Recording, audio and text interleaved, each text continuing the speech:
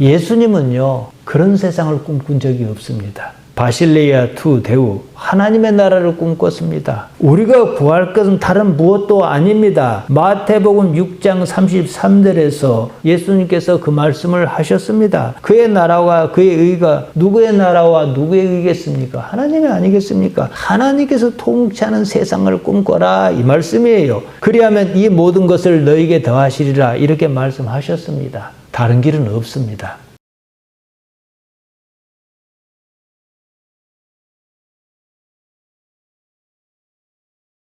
기도하십시다.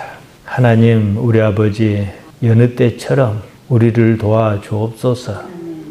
주의 말씀 가운데 하나님께서 어찌 살아 계시는지를 경험코자 하나이다. 종은 다만 십자가 뒤에 감추시고 하나님께서 영광 받으시기를 예수님 이름으로 기도하옵나이다. 아멘. 요한복음은 다른 복음서에 비해서 조금 특별합니다. 마태나 마가나 누가가 쓴 복음서와는 시선이 다릅니다. 마태와 누가는 예수님의 혈통을 거론하며 이야기를 풉니다. 예수님이 크리스토스 마시아이다 이러면서 이야기를 시작했습니다. 그리스도는 기름 부음을 받은 자, 다름 아닌 왕을 가리켰습니다. 유대인은 왕의 귀환을 기다렸습니다. 메시아 사상이 그겁니다. 그걸 바탕으로 다른 얘기로 유도하려는 겁니다. 하나님께서 그리스도를 보내신 건 맞다. 다만 당신들이 생각하는 땅의 나라가 아닌 하나님의 나라를 이루려 하신다. 이렇게 이야기를 풀어내려고 했습니다. 다윗의 자손에서 왕이 난다는 것은 유대인의 통념이었습니다.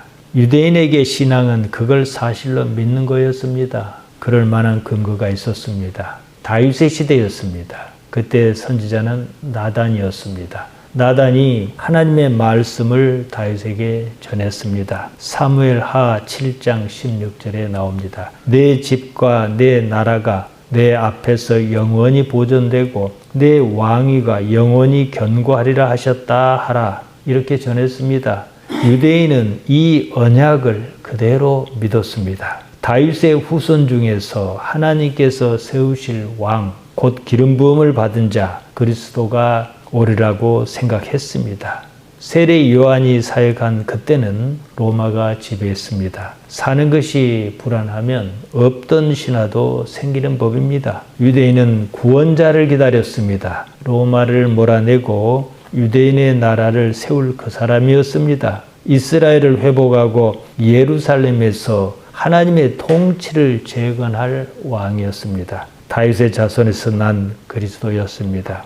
예수님께서 예루살렘으로 들어가실 때였습니다. 마태복음 21장 9절에는 그 당시 상황이 나옵니다. 백성이 예수님을 환영했습니다. 다윗의 자손이여 이러며 저마다 환호했습니다. 마태복음 21장 9절에 이렇게 나옵니다. 앞에서 가고 뒤에서 따르는 무리가 소리 높여 이르되 호산나 다윗의 자손이여 찬송하리로다. 주의 이름으로 오시는 이여 가장 높은 곳에서 호산나 하더라. 호산나를 외쳤습니다. 호산나는 히브리 말로 호시아나입니다. 시편 118편 25절에 나와 있습니다. 여호와여 구하옵나니 이제 구원하소서. 여호와여 우리가 구하옵나니 이제 형통하게 하소서. 여호와여 구하옵나니 이제 구원하소서. 아나 예의와 호시아, 여기서 온 말입니다. 직역하면 호시아 구원하소서, 나 제발, 이렇습니다. 이것을 신약 성경은 헬라 말로 음가를 따다가 호산나라고 표기한 겁니다. 요한복음 7장 42절에서는 이렇게 말했습니다. 성경에 이르기를 그리스도는 다윗의 씨로 또 다윗이 살던 마을 베들레헴에서 나오리라 하지 아니하였느냐.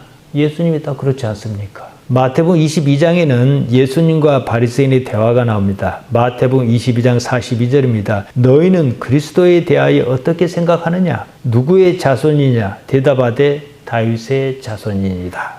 유대인은 그리스도가 다윗의 자손에서 나온다고 믿었다는 말입니다. 여기에 대해서 예수님께서 이렇게 말씀하셨습니다. 이어지는 43절에 보면요. 이르시되 그러면 다윗이 성령에 감동하여 어찌 그리스도를 주라 칭하여 말하겠느냐? 다윗이 자기 자손을 어떻게 주라고 부를 수 있느냐 이 말입니다. 예수님께서는 그리스도는 너희가 생각하는 그 그리스도가 아니다 이 말씀을 하신 겁니다. 그리스도에 대한 유대인의 통념을 깨려고 하셨습니다. 다윗의 자손이란 말은 유대인이 기다려온 그리스도가 누구인가 이 말입니다. 혈통적으로는 유다지파 다윗의 후손이었습니다. 정치적으로는 이스라엘을 해방시켜 나라를 세울 왕이었습니다. 종말론적으로는 하나님의 나라를 회복할 메시아였습니다. 이들이 생각한 하나님의 나라가 무엇이겠습니까?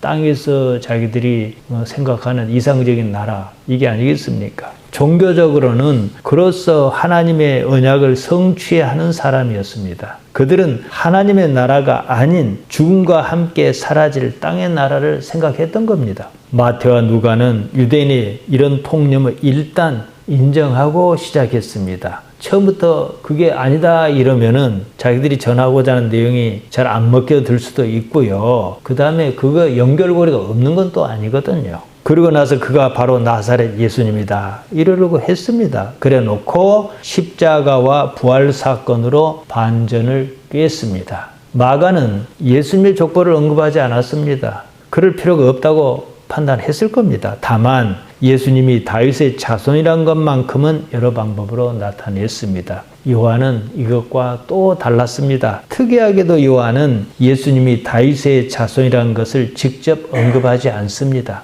물론 암시는 합니다. 요한복음 1장 45절에 보면 빌립이 나다나엘에게 이렇게 말합니다. 모세가 율법에 기록했고 여러 선지자가 기록한 그 일을 우리가 만났으니 요셉의 아들 나사렛 예수니라. 빌립의 입을 빌려 말하는 형식을 취했습니다. 여기서도 보면요. 요셉의 아들 나사렛 예수라 이랬습니다. 이 말을 잘 따져봐야 합니다. 예수님이 다윗의 자손이라는 사실을 밝히는 것이 목적이었다면 이렇게 쓰지 않았을 겁니다. 요한의 이런 의도는 예수님이 다윗의 자손이라는 유대인의 관념에 함몰하는 것을 경계했던 것으로 보입니다. 다윗의 자손은 뭡니까? 다름 아닌 유대인의 왕을 가리키는 말이었기 때문입니다. 그게 아니라는 겁니다. 예수님이 다윗의 자손이기는 해도 유대인의 왕, 너희가 생각하는 그 왕은 아니다 이 말입니다. 요한복음 7장 41절에서 43절을 보면 이렇게 나와 있습니다. 어떤 사람은 그리스도라 하며 어떤 이들은 그리스도가 어찌 갈릴리에서 나오겠느냐? 성경에 이르기를 그리스도는 다윗의 씨로 또 다윗이 살던 마을 베들레헴에서 나오리라 하지 아니하였느냐 하며 예수로 말미암아 무리 중에서 쟁론이 되니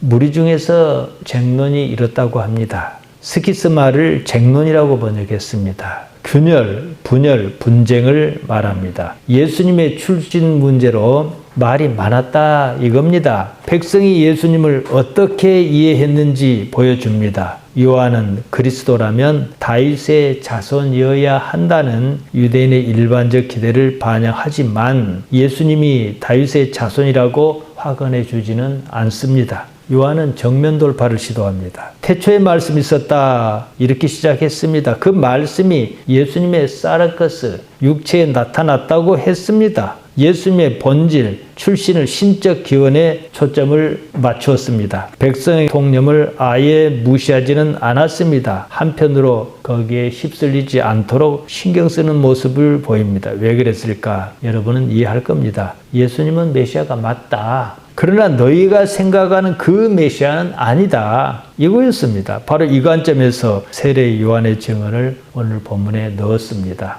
세례 요한은 메시아가 아닙니다. 우리로서는 당연한 사실입니다. 요한복음은 예수를 믿는 유대인과 이방인을 대상으로 썼습니다. 독자층은 유대적 배경이 밝은 사람이었습니다. 헬라 문화권의 독자까지 고려했습니다. 요한 스스로가 복음의 기록 목적을 이렇게 밝혔습니다. 요한복음 20장 31절에 나옵니다. 오직 이것을 기록함은 너희로 예수께서 하나님의 아들 그리스도이심을 믿게 하려 함이요 또 너희로 믿고 그 이름을 힘입어 생명을 얻게 하려 함이니라. 예수님으로 말미암아 영생을 얻게 하려는 것이 요한복음을 복음을 기록한 목적이라는 겁니다. 요한복음 3장에 그 말이 나옵니다. 10장에서 그 정점을 찍습니다. 하나님의 말씀을 받은 자가 하나님이다 그랬습니다. 요한복음 10장 34절에 나옵니다. 요한의 의도를 이해하는 기독교는 거의 없습니다. 여기에 대해서는 10장에 가서 보겠습니다. 예수님은 유대인이 기다려온 그 사람이 아니라는 겁니다. 예수님은 유대인의 통념을 넘어선 다른 목적을 가진 마시아 크리스토스라는 사실입니다. 이것은 요한이 인간이 무엇인지 그 이해를 드러냅니다. 지난 시간에 요한복음 1장 18절까지 봤습니다. 요한은 특이하게도 서론 부분에 요한복음 전체를 압축했습니다. 모든 내용이 사실은 거기다 들어 있습니다. 오늘 19절부터 시작하며 요한복음을 이제 하나하나 설명합니다. 또 하나 특이한 점은 이야기가 곧바로 예루살렘에서 시작한다는 거예요. 핵심은 갈릴리가 아니라 예루살렘이라는 겁니다. 군더더기를 싹 뺐습니다. 세례 요한 얘기로 시작합니다. 지금 세례 요한이 있는 자리는 예루살렘이 가까운 데였습니다. 28절에 보면 베다니에서 일어난 일이라고 했습니다. 베다니는 나사로의 집이 있는 데였습니다. 요한복음 12장 1절에 나옵니다. 베다니에서 예루살렘까지는 가깝기가 우리 번역성경 기록들 하면 오리 정도라고 했습니다. 요한복음 11장 18절에 나옵니다. 당시의 측량 기준으로 치면 약 15스타디온이었습니다. 1스타디온이 185m니까 2.8km에 해당합니다. 그렇게 멀지 않았습니다. 다른 복음서는 갈릴리에서 시작했어요. 갈릴리와 예루살렘이 있는 유대 본토와는 거리가 있습니다. 이 갈릴리가 있고 예루살렘이 있는 유대 본토가 중간에 사마리아가 끼어 있습니다. 그리고 동편으로 요단강이 이렇게 있어요. 유대인은 사마리아 사람을 무척 싫어했습니다. 요한복음 4장 9절에 보면 상종치 않았다 그랬습니다. 유대인이 갈릴리에서 예루살렘으로 왕래할 때면은 사마리아를 통과하는 게 맞는데 요단 동편으로 돌아서 다녔습니다. 그 이야기가 요한복음 4장 3절에서 4절에 나옵니다. 유대를 떠나사 다시 갈릴리로 가실새 사마리아로 통행하여야 하겠는지라 예수님께서 그러셨다 이 말입니다. 예수님 유대인이었어요. 원래는 그렇게 안 하는데 그렇게 갔다 이겁니다. 요단강이 북쪽 갈릴리 호수에서 시작해서 남쪽 사해로 흘러듭니다. 요한은 요단강에서 세례를 주었습니다. 사해에 가까운 하루 쪽입니다. 예루살렘이 그리 멀지 않았습니다. 직선거리로 25km 정도였습니다. 본문을 보겠습니다. 19절이에요. 유대인이 예루살렘에서 제사장과 레위인을 요한에게 보내어 내가 누구냐 물을 때에 요한의 증언이 이러하니라. 유대인이 제사장과 레위인을 보냈다 그랬습니다. 세례 요한은 유대인입니다. 구태여 유대인이라고 그 말 할 필요가 있었을까? 그들이 요한을 유대인으로 취급하지 않겠다는 의도가 깔려 있습니다. 마치 이방인처럼 취급하여 적을 대하듯이 그런 관계를 유지하겠다는 겁니다. 산헤드린에서 신문관을 보낸 겁니다. 당시 산헤드린은 유대 사회에서 최고 종교 법정이자 입법 사법 기구였습니다. 요한은처럼 예수님에 대한 신문을 곧바로 시작합니다. 지금 우리나라가 내란 사태로 특별검사 활동이 한창이지 않습니까? 수개를 부르기 전에 주변 사람을 먼저 불러 조사하는 게 보통입니다. 왜냐? 주변에서 증거 수집을 충분히 한 다음에 수개를 불러서 빼도 박도 못하게 하려는 것이 보통 수사 기법입니다. 당시에 요한의 사역은 전 유대 지역에 걸쳐 상당한 반향을 일으키고 있었습니다. 통치자 헤롯과 헤로디아에게 되던 일로 그 절정에 달했습니다. 돌아가는 것이 심상치 않다고 감지한 산헤드린이 신문관을 세례 요한에게 보낸 겁니다. 산헤드린에서 보낸 제사장과 레위인이 요한에게 묻습니다. GTSA, 너는 누구냐? 이랬습니다. 그때 요한이 증언했다 그럽니다. 증언 마르티리아입니다. 옛날에 우리가 쓰던 성경은 증거라고 번역했습니다. 이 마르티리아란 말은 완전히 법정 용어입니다. 예루살렘에서 보낸 제사장과 레위인이 신문관이라고 한 이유가 이 때문입니다. 신문관은 세례 요한에게 진술을 요구했습니다. 산헤드린의 관심은 요한이 아니었습니다. 예수님이었습니다. 예수님에 대한 주변 증거를 찾으려는 것이었습니다. 20절에서 요한이 드러내어 말하고 숨기지 않았다 그랬습니다. 여기서는 무엇을 그랬다는 것인지 목적어가 없습니다. 아주 간략하게 말합니다. 너희도 다 알지 않느냐 이겁니다. 요한이 말합니다. 에고 우크 에이미 호 크리스토스. 나는 그 그리스도가 아니다. 이랬습니다. 자기가 그 그리스도가 아니라 했습니다. 이게 무슨 말이겠습니까? 그렇다면은 예수님이 그 그리스도다 이 말이 아니겠습니까? 앞서 그리스도가 무엇인지 제가 말씀드렸습니다. 메시아, 마시아, 크리스토스 다 같은 말이에요. 기름 부음을 받은 자입니다. 결국은 왕을 가리키는 말입니다. 사내들이는 이런 무슨 모의, 영모가 있다는 첩보를 받은 셈이에요. 요한이 자기가 호 크리스토스, 그 그리스도가 아니라고 했습니다. 그 말은 주범이 따로 있다 이 말로 이해하기에 충분했습니다. 이거 참 이상합니다. 고자질한 것도 아니고 요한이 왜 그랬을까? 요한이 사내들이니 무서워서 발뺌하려고 지레 놀라 나는 그 그리스도가 아니라 이렇게 말한 것은 아닐 겁니다. 요한은 예수님이 실제로 그 그리스도라고 확신했습니다.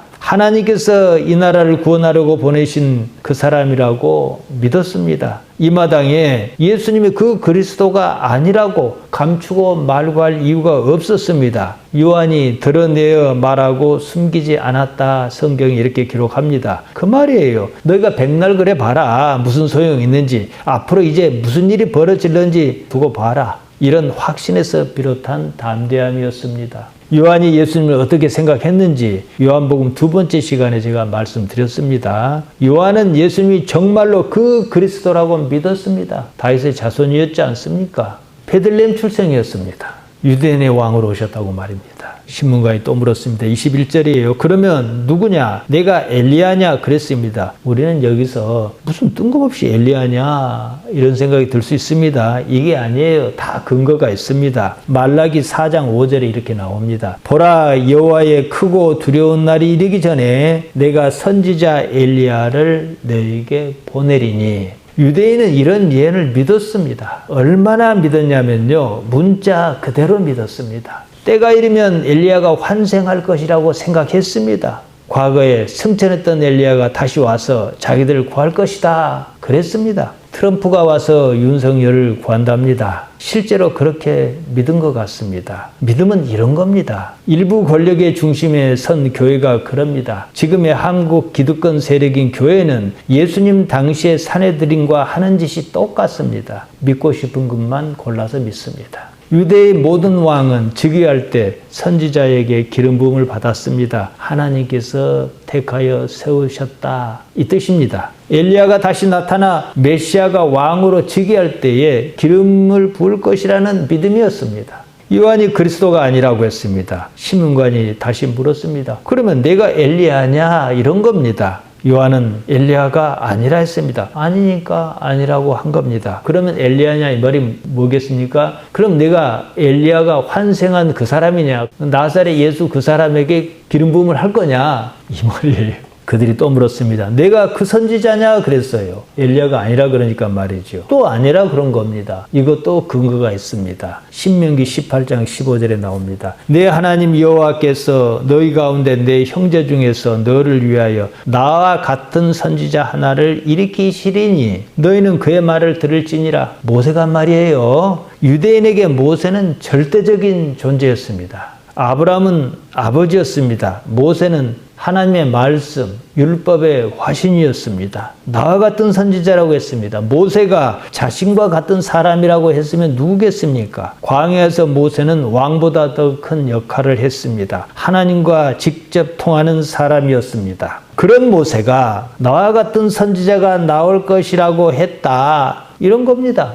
그가 어떤 사람에게 했습니까? 크리스토스, 마시아의 기름 부음을 받은 자, 곧 왕이었습니다. 세례 요한이 누구인지를 밝히면 예수님이 누구인지 자연스럽게 드러나는 구조였습니다. 이런 상황에서 요한은 거듭해서 나는 아니라 이러는 겁니다. 신문관은 요한에게서 충분한 답을 얻지 못했습니다. 그래서 또다시 묻습니다. 22절입니다. 너는 내게 대해서 무엇이라 하느냐? 티 레게이스 페리세아우투. 너는 너 자신에 대해서 무엇이라고 말하겠느냐는 겁니다. 사내들인에서 너에 대해서 물어볼 텐데 거기서 우리가 너에 대해서 뭐라고 말해야 하겠냐는 겁니다. 묻는 쪽이 참 답답한 상황입니다. 요한이 말합니다. 23절입니다. 이르되 나는 선지자 이사야의 말과 같이 주의 길을 곧게 하라고 광야에서 외치는 자의 소리로라 하니라. 곧게 하라고 했다는 겁니다. 광야의 길은 꼬불꼬불했습니다. 험했습니다. 곧바로 갈 수만 있다면, 고속도로가 뚫린다면 그보다 좋을 수는 없는 일입니다. 곧게 하라. 유디나테 명령형입니다. 유디노가 2인칭 과거 명령형으로 쓰였습니다. 너희는 곧게 하라 이 말입니다. 고속도로를 뚫으라 했다 이겁니다. 하나님의 나라가 방해를 받지 않고 이 땅에 제대로 안착하도록 해라. 이렇게 했다는 말입니다. 사실 예수님의 복음이 그렇지 않습니까? 참으로 쉽습니다. 예수님이 아니라 자기를 믿은 나머지 복음을 받아들이지 않아서 문제인 겁니다. 요한이 한 말은 이사야 40장 3절에 나옵니다. 외치는 자의 소리여 가로되 너희는 광야에서 여호와의 길을 예비하라. 사막에서 우리 하나님의 대로를 평탄케 하라. 이 말은 마태, 마가, 누가가 똑같이 언급했습니다. 평탄케 하라. 야시루 너희가 평탄하게 하라 이 말입니다. 광야에서 외치는 자의 소리라고 했습니다. 소리 포냄입니다. 그냥 소리예요. 자기는 다만 무엇을 알리는 소리일 뿐이라는 거예요. 거기에 무엇이 담겼는지는 내 소관이 아니고 나를 보내신 그분의 소관이다 이겁니다. 소리는 통신수단입니다. 정확해야 소리로서 사명을 다합니다. 소리는 분명해야 합니다. 요한 자신이 그렇다는 겁니다. 그런 요한조차도 예수님을 오해했다는 거예요. 여기에 대해서는 제가 충분히 말씀드렸습니다. 따지고 보면 오해할 만도 했습니다. 당시로서는 예수님 자신 말고는 아무도 이해할 수 없었습니다. 어쩌면 그 때문에라도 십자가와 부활 사건은 필연적이었는지도 모르겠습니다. 그 상황에서 그 나라를 어찌 이해하겠습니까? 그때는 그렇다 치고 지금이 더 문제입니다. 예수님께서 십자가로 다 이루신 그 나라를 믿지 못합니다. 믿지 못하는 건 또 그렇다 치고 자기 마음대로 상상하고는 자기가 상상한 그것을 믿는다고 거야다닙니다. 외치는 자의 소리라고 번역한 말 보온토스입니다. 보아오가 분사로 쓰였습니다. 직역하면 외친 이 뜻입니다. 이걸 외치는 자로 번역했습니다. 그쪽 말은 그렇게 씁니다. 보아오는 선언하는 것이나 선포하는 걸 말합니다. 그냥 짓거리는 소리가 아니라는 겁니다. 분명한 목적을 가진 소리입니다. 이사야 40장 3절에 나오는 광야에서 외치는 자의 소리는 원문에 이렇게 나와 있습니다. 콜콜에 바미르바르 광야라고 번역한 말 미드바르입니다. 황무지를 뜻해요. 황무지에서 외치는 자의 소리입니다. 대개는 이 말이 당시 유대인의 심령 상태를 뜻한다고 해석합니다. 광야는 단지 지리적 장소라기보다 혼란, 방황, 죄악의 공간을 상징한다고 보는 겁니다. 하나님의 새로운 길이 거기서 시작한다 이 말입니다. 요한은 아무것도 없는 데서 하나님에 의한 새로운 길을 외치는 보온토스, 선포하는 자였다 이 뜻입니다. 24절은 세례 요한을 조사하러 온 사람이 누군가를 명시적으로 밝히고 있습니다. 보낸 자 아페스탈메노입니다. 공적인 임무를 주어 보낸 사람이다 이 말입니다. 그들을 보낸 사람이 바리새인이었다고 합니다. 그냥 사내들이라고 하지 않고 바리새인이라고 했습니다. 사내들인의 한 구성원을 콕 집어 말했습니다. 사내들인은 유대 사회의 최고 종교재판 기관이자 정치적 의사결정기구였습니다. 71명으로 구성했습니다. 대제사장이 1명이고 제사장 집단이 약 24명, 유력 가문 출신의 장로가 약 24명, 주로 바리새인 계열의 서기관 또는 율법학자가 22명이었습니다. 예수님 당시 그의 대제사장은 가야바였습니다. 요한복음 11장 49절에 나옵니다. 바리새인이 요한에게 사람을 보냈다 그랬습니다. 사내들인 구성원 중에서 바리새인은 지식층으로 율법을 해석하거나 교육하고 판결하는 일을 주로 맡았습니다. 요한이 24절에서 말하고자 하는 바는 이겁니다. 예수님에 대한 신문을 위한 조사에 들어갔다 이거예요. 그에 앞서 세례 요한을 찾아간 겁니다. 25절입니다.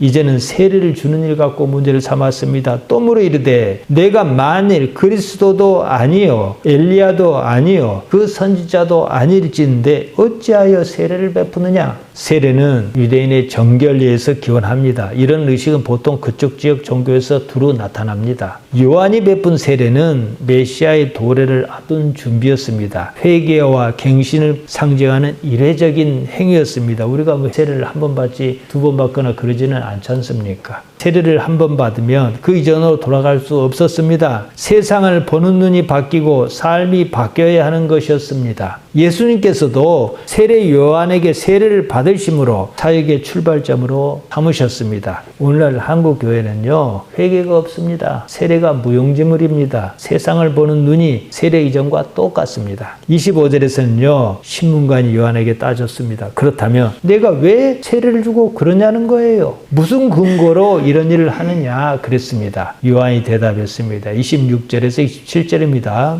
요한이 대답하되 나는 물로 세례를 베풀거니와 너희 가운데 너희가 알지 못하는 한 사람이 섰으니 곧 내 뒤에 오시는 그이라. 나는 그의 신발끈을 풀기도 감당하지 못하겠노라 하더라. 당시 사람들은요, 샌들을 주로 신었습니다. 가죽으로 이제 이렇게 밑창도 되고 가죽끈으로 샌들을 발에 묶었습니다. 신발끈을 묶거나 푸는 일은 종이 하는 일이었습니다. 나는 물로 세례를 주지만 그분에 비하면 나는 정말로 아무것도 아니다 이 말이에요. 그리고 28절입니다. 그리 어디서 일어났는지 말합니다. 예루살렘에서 그리 멀지 않은 곳이었습니다. 사내들인의 현장 조사가 있었습니다. 앞서 말씀드렸습니다. 사내들인에서 신문관을 파견했습니다. 첫째는 요한은 그리스도가 아니라고 했습니다. 그러면 내가 엘리야냐? 엘리야가 아니면 그 선지자냐? 그랬습니다. 요한은 아니라고 했습니다. 모든 상황이 예수님에 대한 심정으로 굳어갔습니다. 사내들인이 모였습니다. 하다 할 수 없으니까,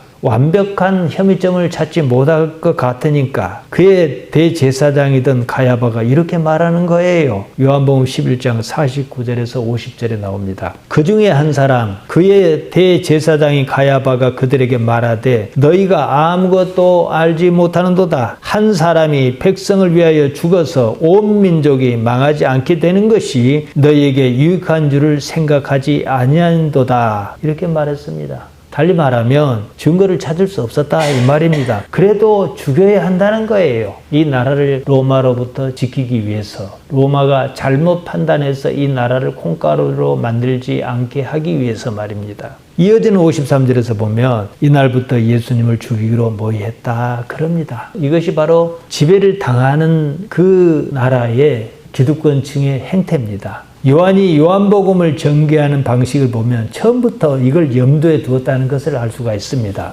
이들은요, 그리스도를 원하지 않았습니다. 오히려 누가 나타나면 저 사람이 우리에게 이익인가 손해인가를 따져서 손해란 판단이 서면 무조건 죽이기로 한 것이었습니다. 로마가 지배했지만 자기들이 다 해먹었습니다. 외세가 한 나라를 점령하면 통치가 사실 어렵습니다. 자기 나라도 사실 통치를 못하는 부분인데 남은 나라까지 쫓아간 사람이 얼마나 있으며 그 나라를 어떻게 통치하겠습니까? 그때 그 나라의 유력 가문, 토 세력과 결탁하는 일이 아주 많았습니다. 오늘날 아주 극명하게 드러나는 사례로 필리핀을 들 수가 있습니다. 필리핀은 16세기 중반부터 19세기까지 스페인의 지배를 받았습니다. 이후에 미국의 지배를 받다가 일본이 한 3년 정도 점령했고 다시 미국이 지배했습니다. 1946년에 이르러 독립했습니다. 필리핀이라는 데가 말이에요, 섬이 아주 많습니다. 중앙에 공권력이 미치지 못한 데가 아주 많아요. 작은 지역은 작은 지역대로, 큰 지역은 큰 지역대로 힘 있는 세력이 이러고 저러고 그냥 다 해버리는 거예요.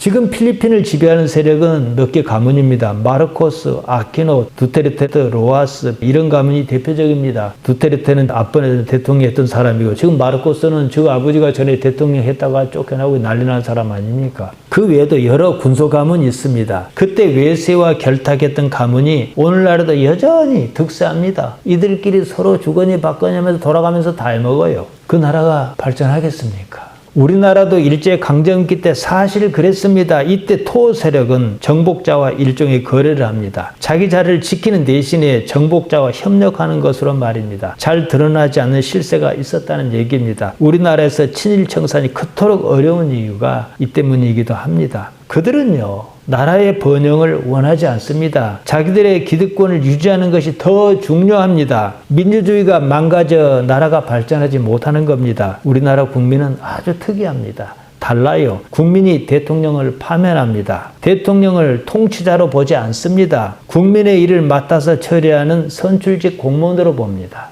당시 유대는 로마의 지배 아래 있었습니다. 로마 당국은 사내들인과 협력해야 했습니다. 우리가 잘 알다시피 본디오 빌라도가 예수님의 재판을 맡았지 않습니까? 빌라도는 예수님에게서 아무 죄도 찾지 못했다고 했습니다. 그 말이 요한복음 18장 38절에 나옵니다. 유대인에게는 유월절에 전례가 있었습니다. 전례에 따르면은 죄인 중 한 사람을 풀어주는 것이었습니다. 빌라도도 그것을 핑계로 죄 없는 예수님을 풀어주려고 했습니다. 실패했습니다. 빌라도가 사내들인에게 밀렸다 이 말입니다. 두 세력의 수싸움에 뜬금없이 강도 바라바가 풀려나는 일이 있었습니다. 결국은 예수님을 십자가에 내주고 말았습니다. 그처럼 유력한 집단이 그리스도를 원했겠는가? 힘으로 로마 총독을 이러고 저러고 압력을 넣는 그 집단이 그리스도를 과연 원하겠는가 이 말이에요.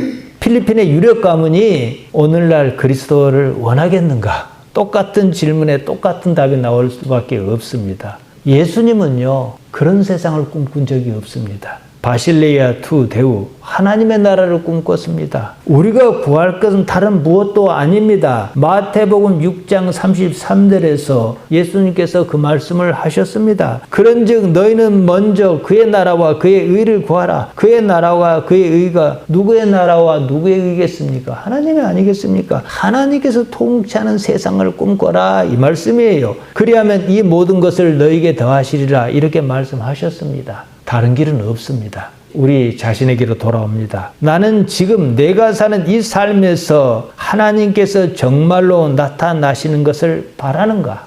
하나님의 나라, 그 세상을 정말로 원하기나 하는가? 이 말입니다. 깊이 또 깊이 생각해 보기를 바랍니다. 아멘. 기도하십시다. 하나님 우리 아버지, 우리를 살피셔서 복음의 말씀을 알아듣게 해주셨습니다. 그 말씀대로 하나님을 사모하며 하나님의 나라의 백성으로 살게 부족지 않도록 우리를 이끌어 주옵소서. 예수님 이름으로 기도하옵나이다. 아멘. 아멘.